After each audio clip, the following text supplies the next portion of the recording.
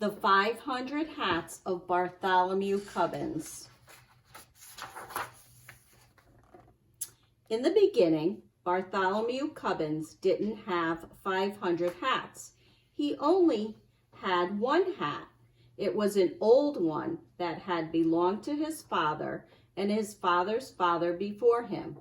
It was probably the oldest and the plainest hat in the whole kingdom of Did, where Bartholomew Cubbins lived. But Bartholomew liked it, especially because of the feather that always pointed straight up in the air. The kingdom of Did was ruled by David Derwin. His palace stood high on the top of the mountain. From his balcony, he looked down over the houses of all his subjects. First, over the spires of the noblemen's castles, across the broad roofs of the rich men's mansions, then over the little houses of the townfolk, to the huts of the farmers far off in the fields. It was a mighty view, and it made King Derwin feel mighty important.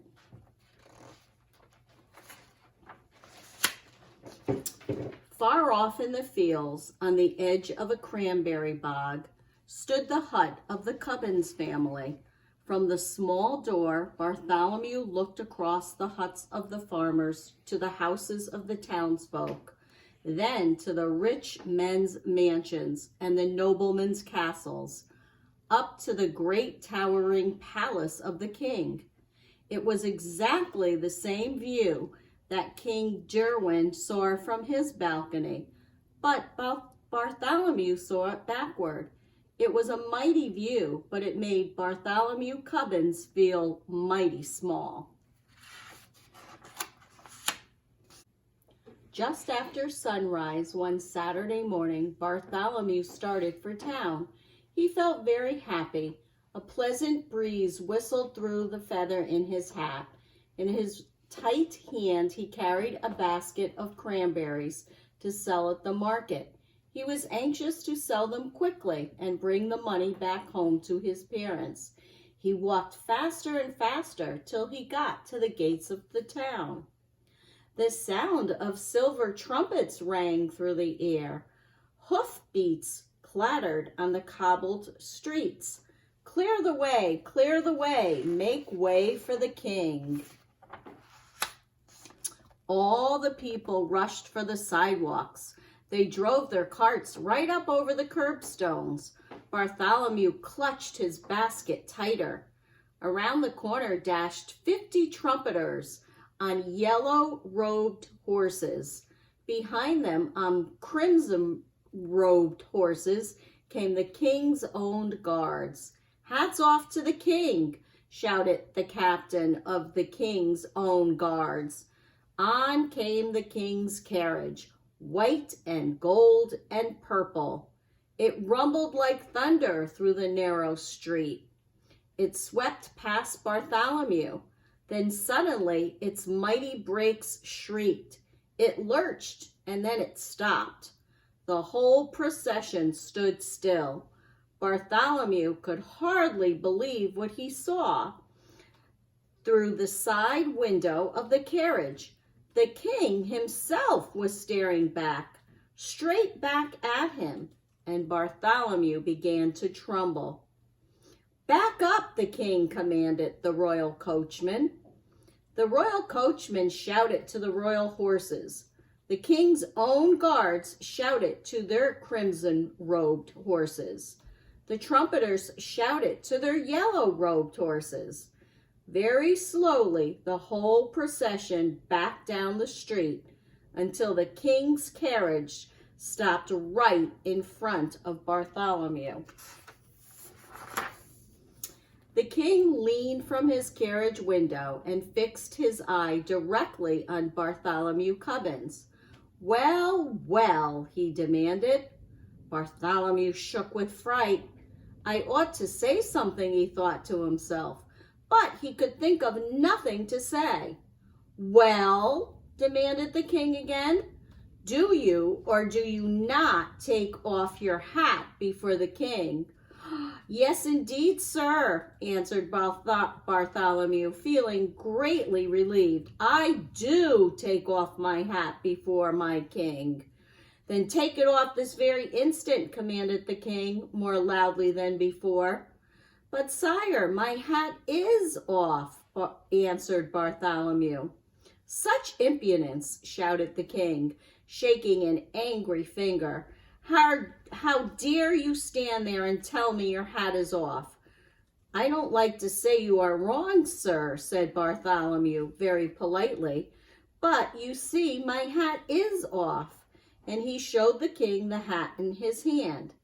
If that's your hat in your hand, demanded the king, who's that on your head?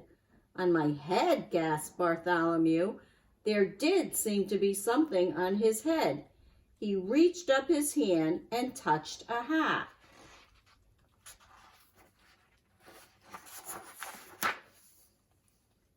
The face of Bartholomew Cubbins turned very red. It's a hat, sir, he stammered, but it can't be mine. Someone behind me must have put it on my head. I don't care how it got there, said the king. You take it off. And the king sat back in his carriage. Bartholomew quickly snatched off the hat. He stared at it in astonishment. It was exactly the same as his own hat, the same size, the same color, and it had exactly the same feather. By the crown of my fathers, roared the king, again leaning out of the carriage window. Did I or did I not command you to take off your hat? You did, sir. I took it off. I took it off twice. Nonsense. There is still a hat upon your head. Another hat? Again, Bartholomew reached up his hand and touched a hat. Come, what is the meaning of all this? Demanded the king, his face purple with rage. I don't know, sir, answered Bartholomew. It never happened to me before. The king was now shaking with such fury that the carriage rocked on its wheels, and the royal coachman could hardly sit in his seat. Arrest this impudent trickster, shouted the king to the captain of the king's own guards. We'll teach him to take off his hat. The royal coachman cracked his long whip. The king's carriage swung forward up the street towards the palace, but the captain of the king's own guards leaned down from his big brass saddle and grabbed Bartholomew Cubbins by his shirt. Away flew Bartholomew's basket. The cranberries bounced over the cobblestones and rolled down into the gutter. With a jangling of spurs and a clatter of horseshoes, the captain and Bartholomew sped up the winding street towards the palace. Out of the narrow streets on up the hill, Bartholomew clung to the captain's broad back. On and on they galloped, past the bright gardens of the wealthy merchants, higher and higher up the mountain, on past the walls of the noblemen's castles. Flop! The sharp wind whisked off Bartholomew's hat. Flop, flop! 2 more flew off. Flop, flop, flop! Flew another and another. 4, 5, 6, 7. Bartholomew kept counting as the hats came faster and faster. Lords and ladies stared from the windows of their turrets, wondering what the strange stream of hats could mean. Over the palace drawbridge they sped, through the great gates and into the courtyard. The captain pulled in his reins. His Majesty waits in the throne room, said a guard, saluting the captain. The throne room? The captain dropped Bartholomew to the ground. I'd certainly hate to be in your shoes, he said, shaking his head sadly. For a moment, Bartholomew was terribly frightened. Still, he thought to himself, the king can do nothing dreadful to punish me because I really haven't done anything wrong. It would be cowardly to feel afraid. Bartholomew threw back his shoulders and marched straight ahead into the palace. Follow the black carpet, said the guard at the door. All through the long hallway, Bartholomew could hear the muttering of voices behind heavy doors.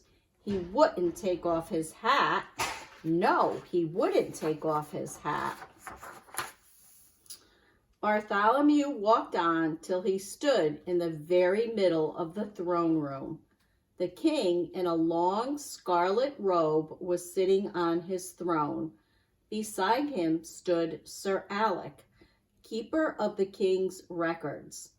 He wore in his belt, instead of a sword, a long silver ruler. Lords and noblemen of the court stood solemn and silent. The king looked down at Bartholomew severely. Young man, I'll give you one more chance. Will you take off your hat for your king? Your Majesty, said Bartholomew, as politely as he could. I will, but I'm afraid it won't do any good. And he took off his hat, and it didn't do any good. Another hat sat on Bartholomew's head. He took off hat after hat after hat after hat, until he was standing in the middle of a great pile of hats. The lord and noblemen were so astonished they couldn't even speak. Such a thing had never happened in the throne room before. Heavens, said Sir Alec, keeper of the records, blinking behind his triangular spectacles. He's taken off 45. And there are 3 more down in the town, said the king. And you must add on 87 more that blew off my head as we galloped up the hill, said Bartholomew, trying to be helpful. 135 hats? Most unusual, said Sir Alec, writing down on a long scroll. Come, come, said the king impatiently. Sir Alec, what do you make of all this nonsense? Very serious nonsense, Your Majesty, Sir Alec. I advise you to call in an expert on hats. Excellent, agreed the king. Ho, guard, fetch in Sir Snips, maker of hats for all the fine lords. Into the throne room marched the smallest man, wearing the tallest hat that Bartholomew had ever seen. It was Snips. Instead of a sword, he wore at his side a large pair of scissors. Take a look at this boy's hat, commanded King Sir Snips, looked at Bartholomew Cubbins' hat, and sniffed in disgust. Then he turned to the king and bowed stiffly. Your Majesty, I, Sir Snips, am the maker of hats for all the fine lords. I make hats of cloth of gold, fine silks and gems and ostrich plumes. You ask me what I think of this hat? Pooh! It's the most ordinary hat I ever set eyes on. In that case, said the king, it should be very simply for you to take it off. Simple indeed, mumbled Sir Snips haughtily, and standing on his tiptoes, he pushed his pudgy thumb at Bartholomew's hat and knocked it to the floor. Immediately, another appeared on Bartholomew's head. Ugh! Screamed Sir Snips, leaping in the air higher than he was tall. Then he turned and ran shrieking out of the throne room. Dear me, said the king, looking very puzzled. If Snips can't do it, this must be more than an ordinary hat. 136, wrote Sir Alec, wrinkling his brow. Your Majesty, I advise that you call in your wise men. A fine idea, said the king. Ho, guard, bring me. Nad knows about everything in all my kingdom. In came an old man. He looked at the hat on Bartholomew's head, and he looked at the pile of hats on the floor. "Nad, my wise man, can you take off his hat?" asked the king. Nad shook his head solemnly. Solemnly, no. "Then fetch me the father of Nad," commanded the king. "He knows about everything in all my kingdom and in all the world beyond." In came an even older man, but when he looked at Bartholomew's hats, the father of Nad merely locked his fingers across his beard and said nothing.